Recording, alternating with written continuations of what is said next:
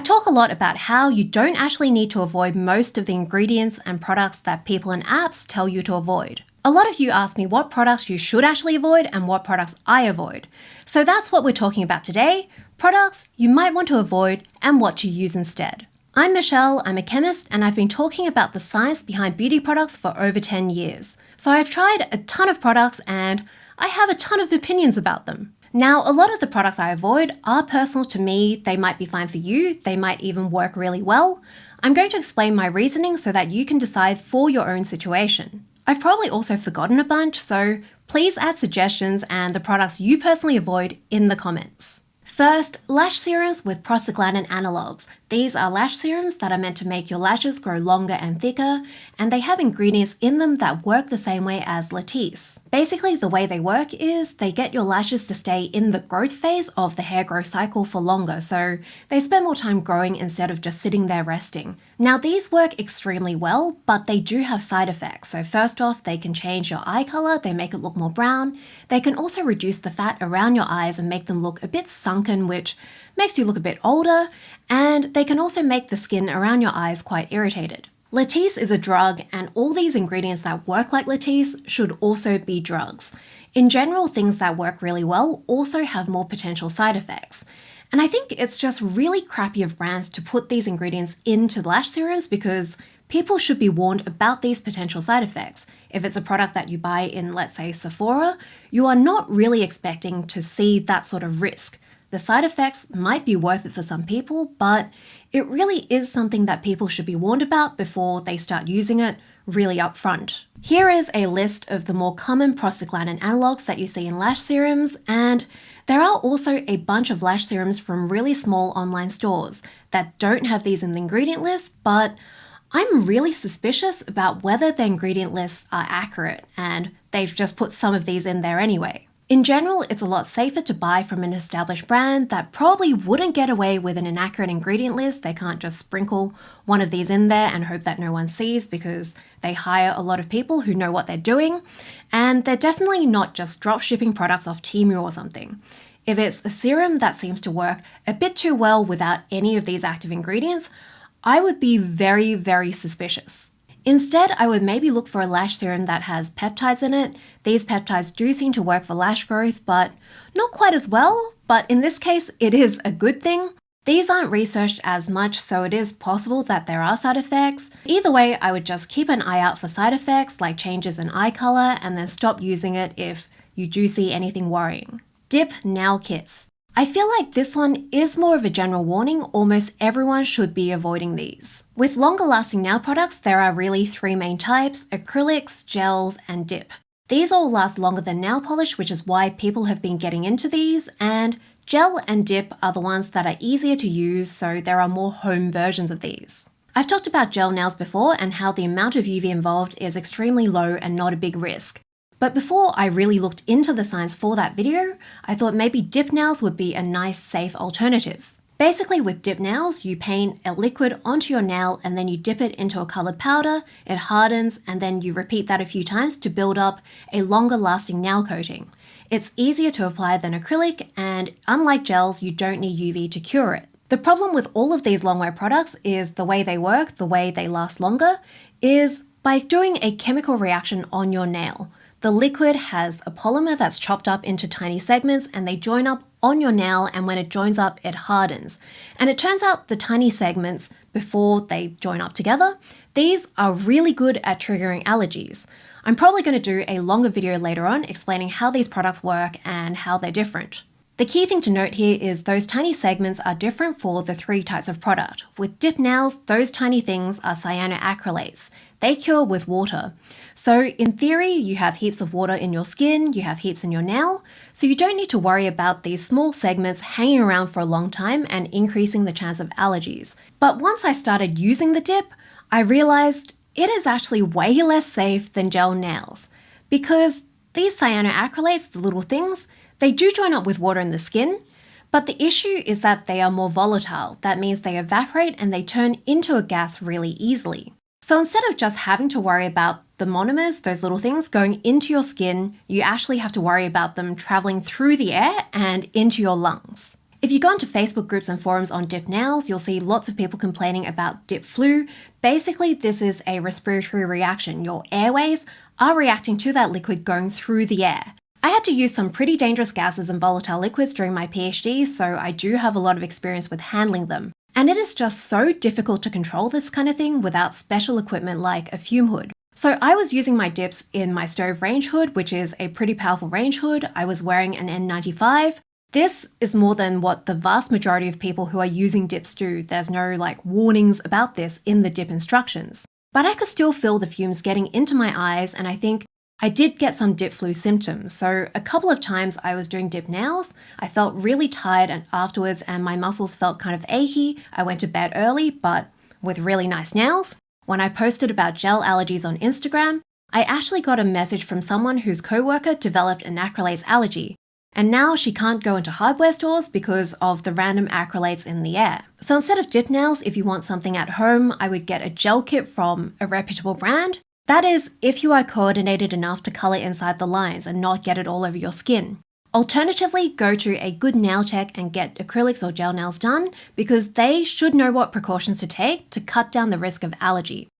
Or just use nail polish. Nail polish overall is just so much lower risk. Burst gel removers. This is another one that I think pretty much everyone should avoid. These are mostly products that you buy online that get gel off your nails really quickly. With gels, the way you're meant to take them off is by soaking in acetone for about 15 minutes until the gel gets really soft and you can scrape it off with barely any effort. Now 15 minutes is a pretty long time when you're just hanging there and you can't use your hands, so a lot of people see these burst gel removers and it seems like a really nice shortcut. The problem is, the reason they work so well is that they have a solvent that is much stronger than acetone. It's called dichloromethane or methylene chloride. It's used in some paint strippers. I actually use this quite a lot in the lab because it is really good at dissolving things, which is why it works so well. But it is a lot more toxic than acetone. I mean, acetone is really non-toxic. It's produced inside your body when you burn fats for energy.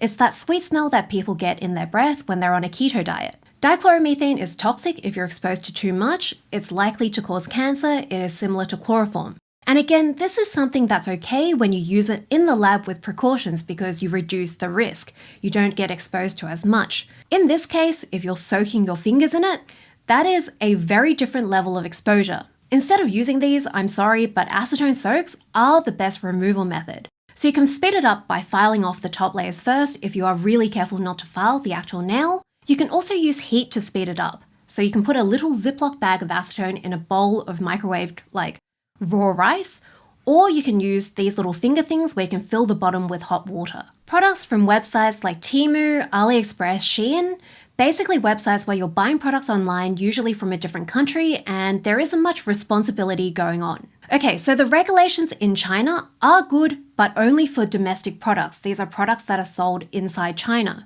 And it's the same for most developed countries where there is decent consumer protections. If it's produced and sold inside the one country, the products will be of a certain standard. If it's dangerous, then regulators will act. They might take a while if they're underfunded, but you'll see things like recalls and fines. But if you have products that are shipped from one country to another, then regulations generally don't cover these at either end. So there is a lot more of a risk that the products aren't at the standard that you're used to. They might not have accurate ingredient lists, they might contain drug ingredients that do work really well, but they have risks and side effects that you weren't expecting. They might have contaminants or dangerous ingredients that do not meet the regulations in either country. For example, South Korean regulators found that nail polish from Shein had high levels of dioxane and methanol, which are both toxic. Also, those burst gel removers are mostly from places like Shein. I think it is still worth being careful with products that are sold in a well-regulated marketplace if they're a bit too cheap or they're a bit too good to be true. Even with some of the bigger stores, they seem to get a lot of their products dropshipped from places like Alibaba, and I'm not sure they've always done their due diligence on them. There's been some sus products from Kmart in Australia, for example. There was a $6 cleansing balm that was discounted to $2 that messed up someone's eyes. And even if the product says to avoid your eye area, a product that goes on your face, that should be formulated to make sure it doesn't have that sort of reaction. There's been other products where, in my opinion, the ingredient list couldn't be accurate, like this is supposedly 1% retinol. Retinol is yellow and oil soluble. I just don't see how any retinol serum would look like water. I would just be really cautious with super budget products if the brand doesn't have a solid history. I do buy a lot of products from Kmart. There's actually a bunch of things I buy off AliExpress, and then a bit later I see them in Kmart, but actually cheaper. This mini shelf is from Kmart. I'm hoping Kmart has a light box because this has really died after that expert video. I would just be a lot more careful with products that I put on my skin or near my eyes. Soap-based cleansers. These are cleansers that use traditional soap molecules. Soap is a technical chemistry term. It doesn't mean just any cleanser. It specifically means surfactants, which are the cleaning ingredients that are made from fats and oils, and they are reacted with a strong alkali. Basically, it's what you think of when you have a traditional soap. They have something called a carboxylic acid on the end, and they have a zigzag structure for the rest. And the thing about this is, number one, it is really narrow and skinny. And number two, the carboxylic acid part only makes it work at high pH. If it's at a low pH, then it just simply doesn't clean properly. Our skin is naturally acidic, which is low pH, so cleansers that are based on soap will disturb it more. And if you have a high concentration of these skinny surfactants, one of the reasons your skin ends up getting irritated a lot after cleansing is because surfactants can stain your skin barrier and disrupt it. So these skinny soaps, they are really good at doing that. They can bury in there and mess it up long after you finish rinsing. Now, a lot of people are fine with soaps if their skin isn't that sensitive. Usually body skin has less issues than face skin, for example. But if you do have skin issues, this can be too much for you. It is for my skin. So if I see a cleanser that has some of these near the top of the ingredients list, I know I will probably have a bad time with it. Again, you might not have a problem with this, but if your skin does feel tight after cleansing, if your skin is oily but dehydrated, like it feels like you have a whole bunch of oil sitting on a piece of tight plastic, I would really recommend trying a different cleanser that has a lower pH and is gentle. I found that getting a good cleansing routine actually made the biggest difference to dealing with my oily skin. Like, I know we think of cleanser as something that just goes down the drain and doesn't matter, but it does actually matter. I actually talk about this in the cleansing chapter of my basic skincare ebook. Check it out if you're interested. Tinted sunscreens from European brands. I really tried to give these a fair go. European sunscreens usually only have like 1 or 2 tinted shades, and every time I do a big European sunscreen haul, I end up buying a few tinted sunscreens because, I don't know, I'm a silly optimist. That was a mistake. They have all been awful. And some of these are from really big brands. I'm sure they worked out the color that sells the best with a whole bunch of market research. I'm guessing they're made for maybe white Europeans in summer after they've gotten a pretty intense tan. It is just way too pink and orange and dark for my skin. With Australian sunscreens, it's usually a bit better, maybe because we wear sunscreen for more of the year and that super intense tan look isn't that popular. So if there's 2 or 3 shades, the light shade is usually pretty wearable for me. The Cancer Council BB cream in the light tint is basically perfect for my skin even if I apply the full amount. I see people recommend tinted sunscreens a lot if you're trying to fade pigment because the iron oxide pigments that give the tint, those will block blue light. Blue light is only really a problem if it's coming from the sun because it's so intense. From a screen, it's just not bright enough to really make a difference unless you have a medical condition. And genetically, I am a pigment producing beast. I actually need to go get laser again for my sunspots because there are limits to what skincare can do. But based on the literature I've seen, it looks like foundation over sunscreen should block out blue light pretty well as well. It's just you do need to layer 2 products. There's a bit more of a chance of them interacting and maybe not working quite as well. So I just do that instead, although I'm sure I will optimistically buy more European tinted sunscreens and then be really disappointed. This one is definitely very personal. I do not use mascara. I have trichotillomania, which is where I tug on my lashes, and it's especially bad when I'm stressed. Apparently, it is a pretty common thing for people with ADHD. I am also super short-sighted, so I've been using Ortho-K lenses since I was about 14. These are hard contact lenses that you wear at night, and they squish your corneas in, sort of like braces. So that means I don't have to use glasses or contact lenses during the day, and I can still see. I'm not like stumbling around into things, which does happen sometimes when I forget to put in my contacts. With those, if you get an eyelash under there, it is excruciatingly painful, so it's become a bit of a habit to also check for loose lashes. So My lashes are quite sparse, also genetically, they were always going to be sparse anyway. And if I have any mascara on them, it just reminds me that they are there, and that just makes it all worse. There are some studies that found that if you don't remove your mascara properly, it can make your eyes feel dry and gritty. And my eyes already feel gritty with the Ortho-K lenses, so that was another reason I gave up on using mascara. I used it for a solid few years. On special occasions, I use fake lashes, and I actually used to wear them for my YouTube videos when I first started, but that was just way too much effort. I have had some comments from people saying they can't watch my videos, it bothers them too much to see me with my natural lashes. And I'm sorry, but I really hate spending a lot of time getting ready for videos. It means I have less time to research and make the videos, and I just have a really long to-do list. And I guess it also especially frustrates me because male science communicators can just wake up, make sure they're wearing a clean-ish shirt, smush their hair a bit, and then just start filming. I am just so jealous of that. Like, people do not feel as much of a right to comment on men's appearances on the internet. I have female science communicator friends who have gotten braces, they get asked if they're pregnant all the time.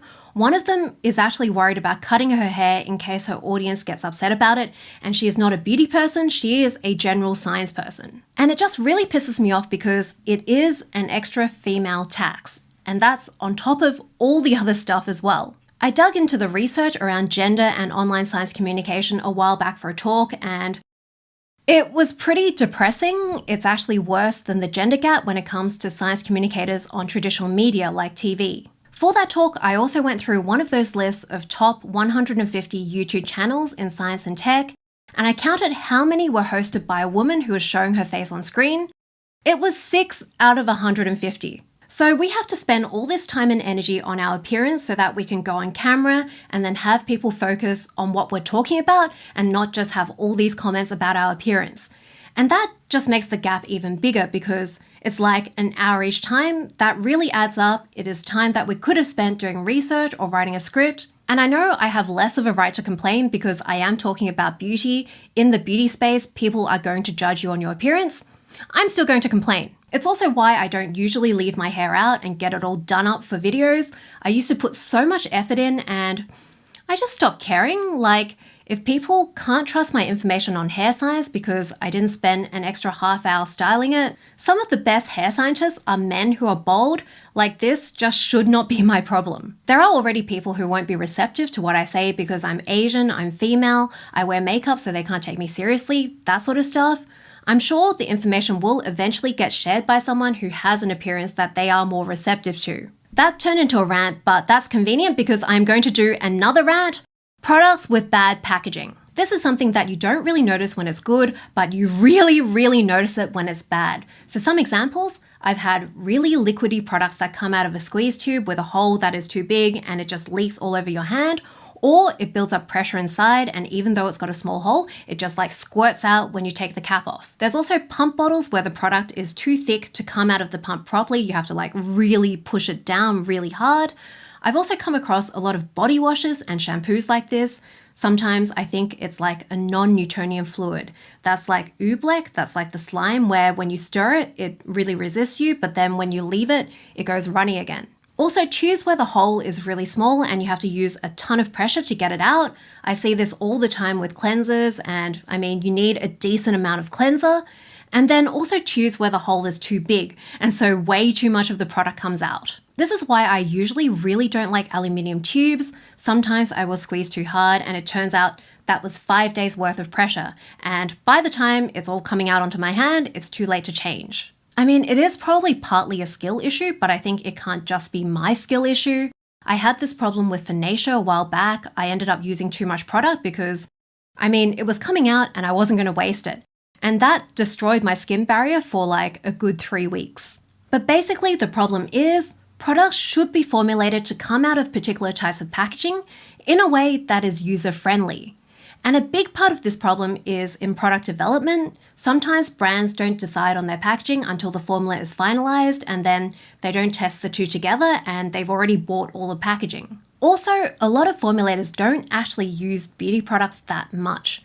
This is much less of a problem now, but there are still a lot of formulators who didn't go into cosmetic formulation because they were actually passionate about it. It's just a job. So they're not really approaching formulation like someone who actually will use that product. It's also happening more now because of supply chain issues. Sometimes the packaging has to change unexpectedly.